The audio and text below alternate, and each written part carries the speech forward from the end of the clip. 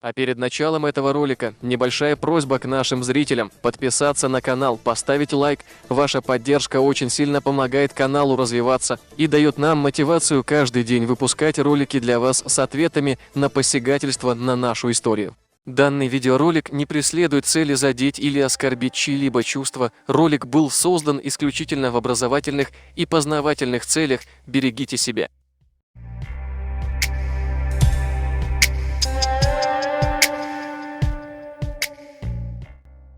В этом ролике мы отвечали сказочникам, когда они начали показывать и цитировать предания и сказки чеченского народа, выдавая это как за действительность, при этом не имея никаких подтвержденных фактов, кроме жалких писулек отдельных горе-историков и врагов чеченского народа.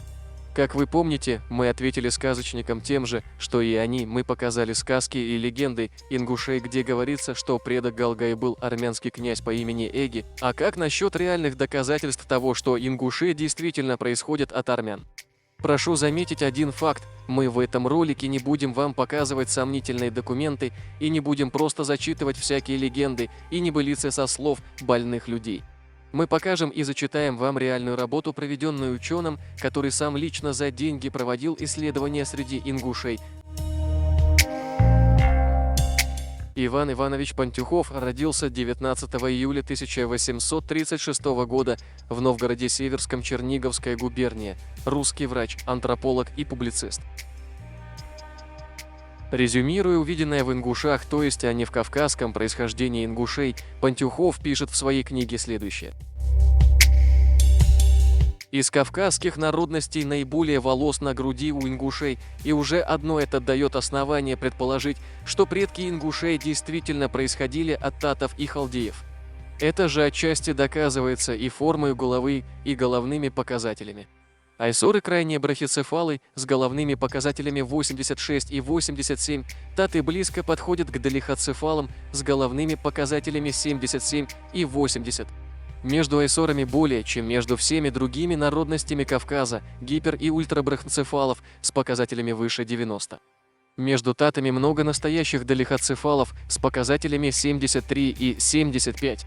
Как те, так и другие в большем сравнительно, тем у других народностей количестве есть и у ингушей. О том, как природа и обстоятельства переделали ингушей из халдеев и татов чуть не в чистых чеченцев, мы говорить не будем.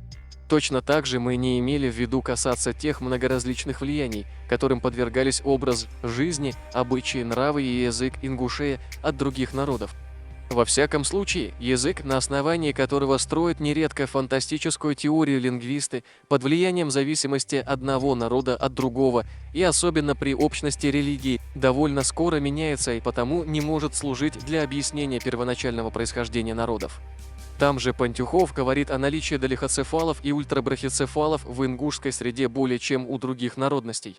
Чтобы вы понимали, таты – это персы, халдеи – это семиты. К брахицефалам традиционно относят монголоидов и армяноидов, а айсоры – народ, живущий в Западной Персии. Сколько бы ни старались исказить историю, документы и всякие научные исследования доказывают, что ингушей или галгай – народ, произошедший от армян, персов и монголов. Мы же не говорим о кавказских фамилий или тейпов ингушей, корни которых исходят к разным соседям этого народа, начиная от Чечении, Осетии, Грузии и заканчивая Кабардой.